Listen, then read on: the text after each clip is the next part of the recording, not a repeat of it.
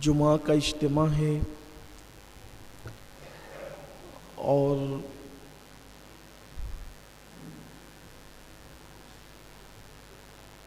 इस्लामी नुक्ते नज़र से ये दिन मोमिनों के लिए ईद का दिन और मग़फ़िरत का दिन है। और सैयदना फ़ारूक़ आज़म रज़ी अल्लाह ताला अन्हु ने अपने ज़माने में दौर ख़िलाफ़त में अरबी ख़ुतबे से पहले मकामी ज़बान में वाज़ व नसीहत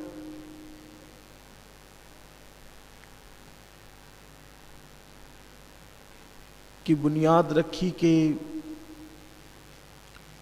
अरबी ख़ुतबे से पहले मकामी ज़बान में मुसलमानों से इमाम जुमा कोई गुफ्तगू करे, ख़िताब करे, उनको नसीहत करे और अल्लाह के दीन से करीब करने की कोशिश करे। इस मौके पर मुझे अल्लाह के रसूल सल्लल्लाहु अलैहि वसल्लम की वो हदीस करीमा याद आ रही है जो आक़ाए करीम सल्लल्लाहु अलैहि वसल्लम ने अपने अज़ीम सहाबी हज़रत सैयदना अबू हुरैरा रज़ियल्लाहु ताला अन्हु को मुखातिब करके उनको नसीहत फरमाई थी। हुज़ूर अकरम सल्लल्लाहु अलैहि वसल्लम ने बहुत सारी नसीहतें मुख्तलिफ़ मौक़े पर अलग अलग सहाबा को की थी। ये जो हदीस में पेश करने जा रहा हूँ ये ख़ास सैयदना अबू हुरैरा रज़ियल्लाहु ताला अन्हु को मुखातिब करके मेरे आका सल्लल्लाहु अलैहि वसल्लम ने फरमाई थी। अल्लाह के हबीब सल्लल्लाहु अलैहि वसल्लम ने हज़रत अबू हुरैरा रज़ियल्लाहु ताला से फरमाया, ऐ अबू हुरैरा, तुम कभी नमाज जुमा को और गुस्ल जुमा को तर्क मत करना। अपनी पूरी ज़िंदगी में चाहे जो हो जाए कोशिश करना कि तुमसे कभी जुमा की नमाज और जुमा का गुस्ल ये तर्क ना हो। बल्कि अल्लाह के रसूल सल्लल्लाहु अलैहि वसल्लम ने यहाँ तक फरमाया कि बिला वजह सिर्फ सुस्ती और काहिली की वजह से अगर कोई जुमा की नमाज छोड़ देता है, नमाज जुमा तर्क कर देता है, तो गोया कि वो अपने गले से इस्लाम का पट्टा उतार कर फेंक देता है।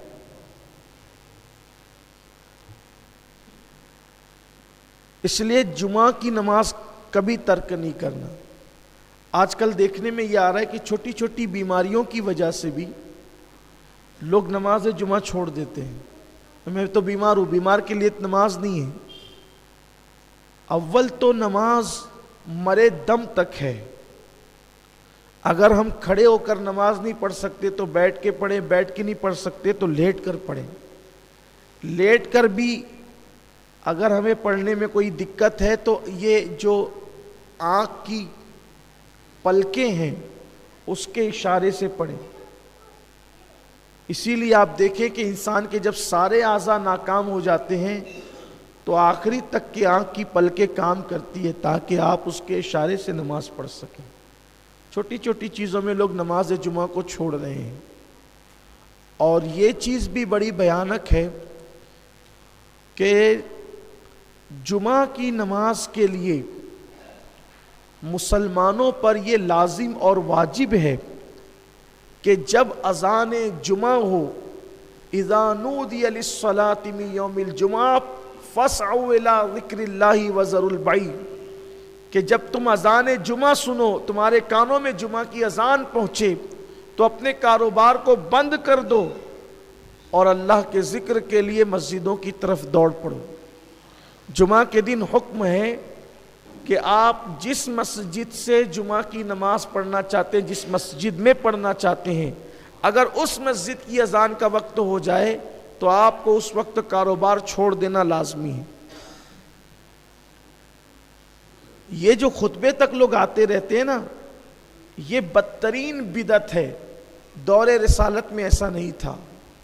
और कुरान का हुक्म यही है कि जब अजान जुमा सुनो, सब छोड़ करके मस्जिद की तरफ दौड़ पड़ो अल्लाह के जिक्र के लिए।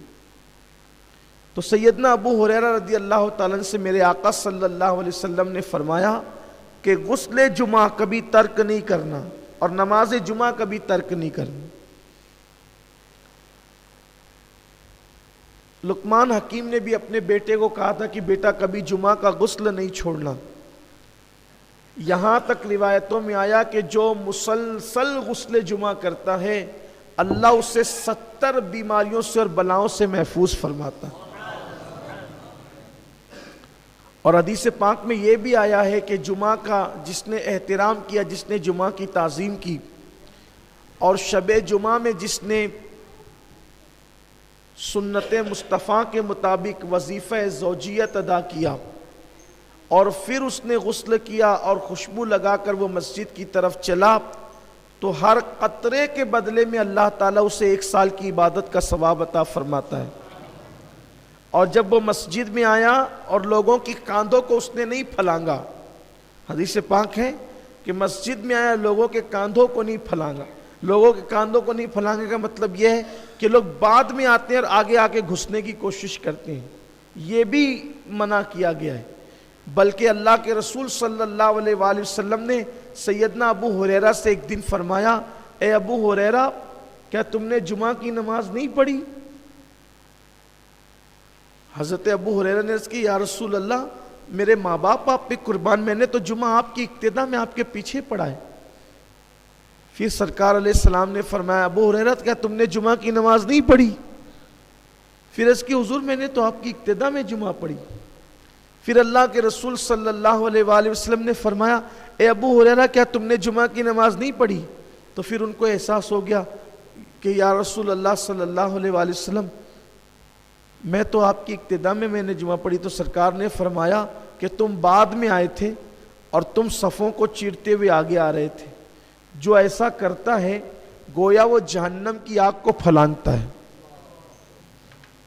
सफ़ों को चीर कर आने वाला गोया के जहन्नम की आग को फलांगता है। तो जो जुमा की बरकत है, नमाज जुमा की बरकत है, तो सफ़ों को चीर कर और फलांग कर आने वालों के लिए डर है, खदशा है कि कहीं वो जुमा की बरकतों से महरूम ना हो जाए। इसलिए बाद में आने वालों के लिए ज़रूरी है कि उनको जहां जगह मिले वो वहीं बैठ जाए, सफ़ों को ना फलांगे। और पहले आने वालों के लिए ज़रूरी है कि वो आए तो अव्वलीन सफ़ में बैठे, ताकि पीछे से आने वालों को फलांगना ना पड़े, वरना वो जुमा की बरकतों से महरूम रहेंगे। लोग जो है वो आते हैं, पीछे बैठते हैं, अपनी सहूलत से बैठते हैं, दीवार का टेक लगा करके बैठते हैं। लोगों की पोजीशन ये होती है। तो इसलिए जब जुमा की नमाज के लिए आओ तो सफ़ों को फलांग कर मत आओ, जहां जगह मिले वहीं पर बैठ जाओ। और जो पहले आए वो आगे आकर के बैठे।